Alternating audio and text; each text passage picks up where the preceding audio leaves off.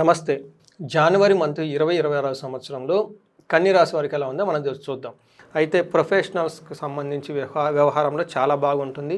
4th house నుంచి సూర్యుడు 5th హౌస్‌లోకి మారటంతోటి ఇంటికి సంబంధించిన వ్యవహారాల్లో కొంచెం ఇబ్బందులు ఉన్నా, ప్రయాణాల్లో ఆటంకాలు ఉన్నప్పటికీ కూడాను ప్రొఫెషనల్స్ ఎవరైతే ఉంటారో వాళ్ళకి ప్రమోషన్స్ వచ్చే అవకాశం ఎక్కువ ఉంటుంది. దీనితో పాటు అచీవ్‌మెంట్స్, ఇంతకుముందు ఏదైనా మీరు ఒక వర్క్ చేసి ఉంటే దానికి కావాల్సిన ప్రతిఫలం, రిజల్ట్స్, రికగ్నిషన్స్, పవర్, స్టేటస్ అంతా వచ్చేసి జాబ్ విషయంలో చాలా ఆనందంగా ఉండే అవకాశం ఉంటుంది.